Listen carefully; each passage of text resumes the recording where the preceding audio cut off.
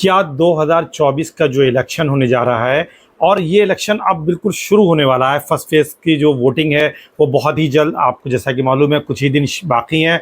और क्या गोदी मीडिया, सो कॉल्ड गोदी मीडिया जो कि मेन स्ट्रीम मीडिया है, उसने भी इस बात को एक्सेप्ट कर लिया है कि ये इलेक्शन मोदी सरकार लूज करने जा रही है, या कम से कम उसकी जो सीटें 303 थी 2019 के इलेक्शन में। और जैसा कि प्राइम मिनिस्टर नरेंद्र मोदी जी ने कहा था कि 370 प्लस इस बार बीजेपी और 400 प्लस जो है एनडीए के लिए, वो सिर्फ एक जुमला ही रह जाएगा। और क्या बीजेपी इस टारगेट को नहीं अचीव कर पाएगी, यहाँ तक कि अपने ऊपर वो मेजॉरिटी भी नहीं पाएगी? क्या इस बात को गोदी मीडिया ने स्वीकार कर लिया है? हम कुछ फैक्ट्स के साथ, जो कि ओपिनियन पोल्स हुए हैं, जो कि मेन स्ट्रीम मीडिया ने किए हैं, उसके आधार पर आपसे इस विषय पर बात करने चले, क्योंकि ये बहुत ही इंपॉर्टेंट है। और अगर ऐसा होने जा रहा है तो किस तरीके के चेंजेस आ सकते हैं, ये एक आप उसको इमेजिन कर सकते हैं। क्योंकि जहां तक मोदी सरकार की बात है, पिछले 10 वर्षों से एनडीए की सरकार थी, और ये एनडीए की सरकार जो थी बीजेपी की फुल मेजॉरिटी में थी। हालांकि कुछ पार्टीज थी जो एनडीए की, वो भी सरकार में हिस्सेदारी निभा रही थी। अभी जो महाराष्ट्र, कुछ महत्वपूर्ण हम बात कर रहे हैं, साउथ इंडिया में ऐसा एक ट्रेंड दिखाई दे रहा है, और ये एक्सपेक्टेड लाइन पर है कि यहाँ पर कांग्रेस अच्छा परफॉर्म कर सकती है। कांग्रेस को ज़्यादातर सीटें, या कांग्रेस के अलायंस को, इंडिया अलायंस को जो है सीटें आ सकती हैं। लेकिन जो बीजेपी का स्ट्रांग होल्ड है, उस स्ट्रांग होल्ड में इस तरीके के ओपिनियन पोल्स आ रहे हैं, सर्वे आ रहे हैं, कि जो ये बता रहे हैं कि बीजेपी यहाँ पर भी इलेक्शन को लूज कर रही है। चूँकि बीजेपी कई स्टेट में मैक्सिमम थी,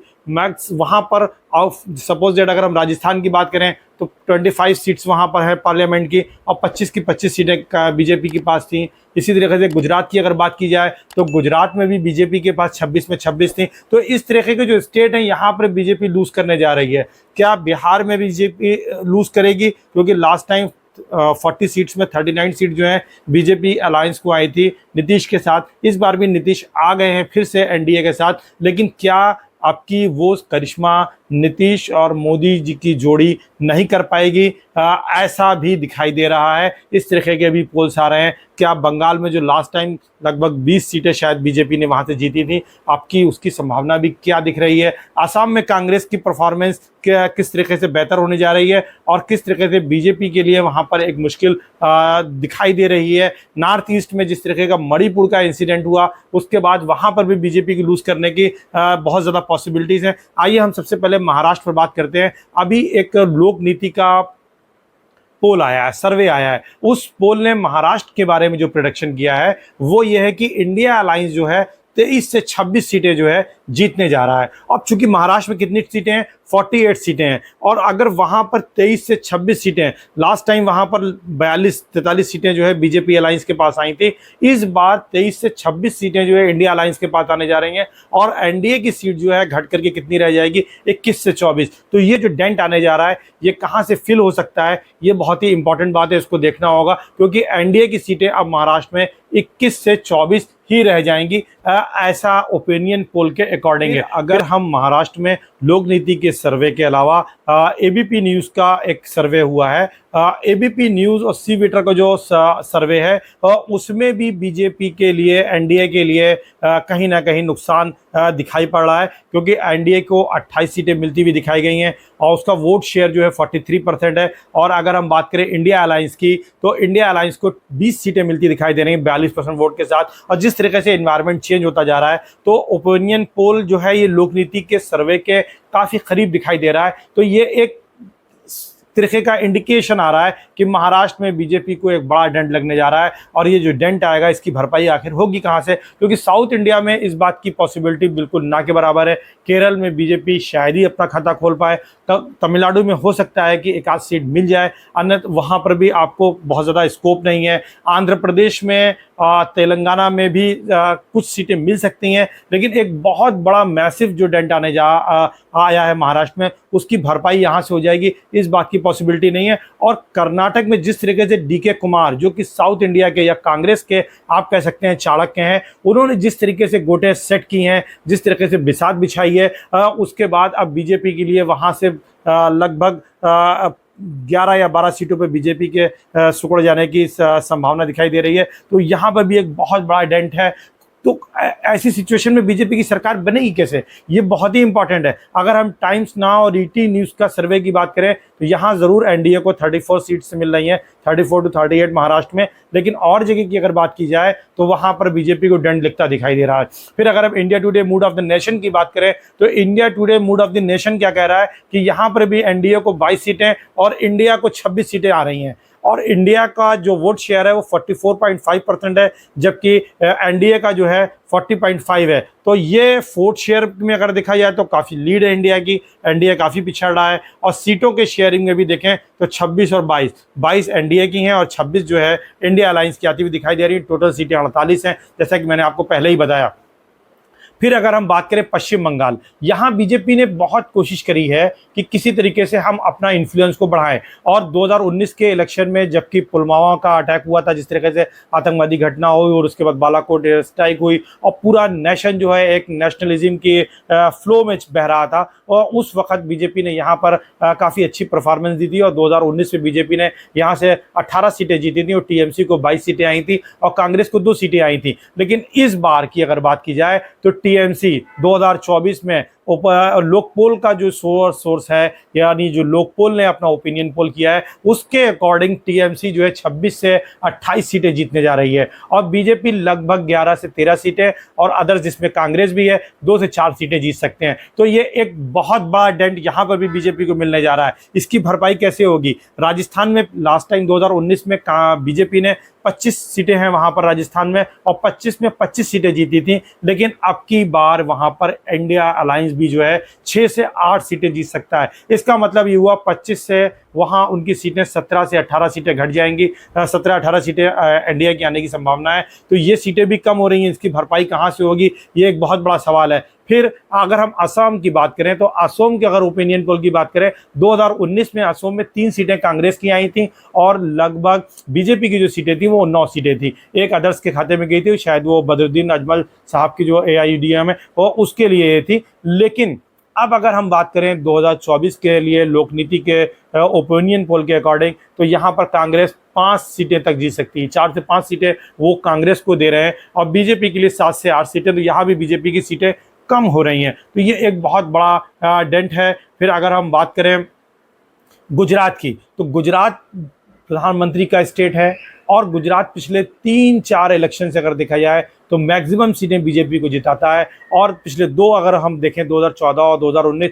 तो लगभग 26 सीटें दोनों बार जो है उन्होंने बीजेपी को जिताई हैं गुजरात के लोगों ने। लेकिन इस बार गुजरात में भी एक बदलाव सा दिखाई दे रहा है और गुजरात में भी बीजेपी को कुछ दंड लगता हुआ दिख रहा है, और यहाँ पर भी 4 सीटें तक कांग्रेस जीत सकती है। और जिस तरीके से अभी वहाँ पर क्षत्रिय समाज, राजपूत समाज नाराज हुआ है रूपाला के स्टेटमेंट के चलते केंद्रीय मंत्री, और उसके बाद इस दंड को और लगने की संभावना बढ़ रही है। और फिर जिस तरीके से पश्चिमी उत्तर प्रदेश में अलायंस किया था चौधरी अजीत सिंह की जो पार्टी है, जो उनके बेटे जयंत सिंह चला रहे हैं, जयंत चौधरी चला रहे हैं, और वो भी सुनाई पड़ा है, जिस तरीके की मीडिया की रिपोर्ट आ रही है कि वो भी नाराज चल रहे हैं। और क्षत्रिय समाज वहाँ पर बहुत ज़्यादा, खास करके संजीव बालियान जी की जो सीट है वो फंसती हुई दिखाई दे रही है। तो कुल मिलाकर के बीजेपी की राहें अब जो है कहीं ना कहीं बहुत ज़्यादा कटीली भरी होती जा रही हैं। बीजेपी के लिए संभावनाएं अब कम होती जा रही हैं, और एटलीस्ट अगर इस ओपिनियन पोल को सही माना जाए और इसके आधार पर प्रिजम्पशन किया जाए, आकलन किया जाए, तो ये बात अंदाज़ा लगाया जा सकता है कि बीजेपी कहीं ना कहीं इस इलेक्शन में अब फुल मेजॉरिटी की तरफ नहीं बढ़ रही है।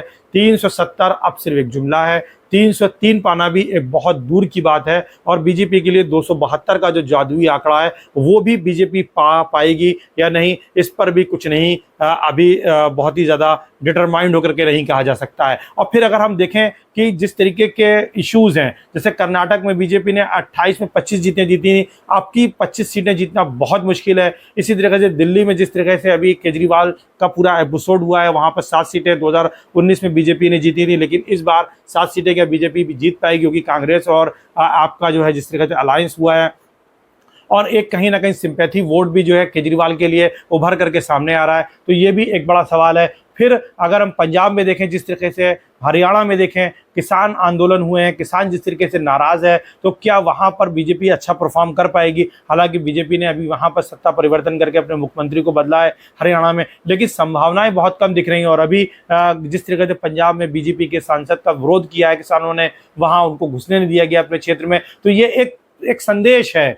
इसको जो पॉलिटिकल एक्सपर्ट्स हैं वो इस चीज़ को समझ रहे हैं कि जो 370 का नारा था वो कहीं ना कहीं पॉलिटिकल मायरेज बनता हुआ दिखाई दे रहा है। और फिर मणिपुर और दक्षिण में भी जो है बीजेपी के लिए कई समस्याएं। और अगर हम बात करें जो सर्वे हुए हैं उनमें यह भी पूछा गया है कि किस तरीके के मुद्दे हैं जनता के बीच में, जनता किन विषयों पर, किन मुद्दों पर अपना मूड बना रही है। तो अगर बात करें तो सबसे महत्वपूर्ण बात जो उभर करके आई है वो आ रही है बेरोजगारी। और लगभग 27% लोग ऐसे हैं जो बेरोजगारी को सबसे बड़ा मुद्दा मान रहे हैं। और निश्चित रूप से यह कहा जा सकता है कि 2019 के बाद जो बीजेपी की सरकार रही है वो रोजगारी के विषय पर कोई कॉन्क्रीट सोल्यूशन देने में नाकामयाब रही है। हालांकि 2019 में ही इसके लिए एक तरीके से वातावरण बनने लगा था, लेकिन जिस तरीके से पुलवामा में आतंकवादी घटना हुई और फिर वहां पर बालाकोट में एयर स्ट्राइक हुई, उसके बाद एक नेशनलिज्म का जो उभार आया, उसके चलते बीजेपी की रास्ता आसान हो गया और बीजेपी ने एक हिस्टोरिक जीत जो है हासिल की। लेकिन अब ये काफ़ी मुश्किल होता दिखाई दे रहा है। दूसरा जो महत्वपूर्ण विषय है जो जनता के बीच में मुद्दा बनता दिखाई पड़ रहा है वो जो है महंगाई है, जो कि 23% तक है, विकास 13%। और जो बीजेपी के कोर इशू हैं जिस पर बीजेपी जनता को मोटिवेट करती है, जनता को अपने साथ जोड़ने में प्रधानमंत्री कामयाब होते हैं, वो क्या है? भ्रष्टाचार। भ्रष्टाचार पर केवल 8% लोग मुद्दा मानना है।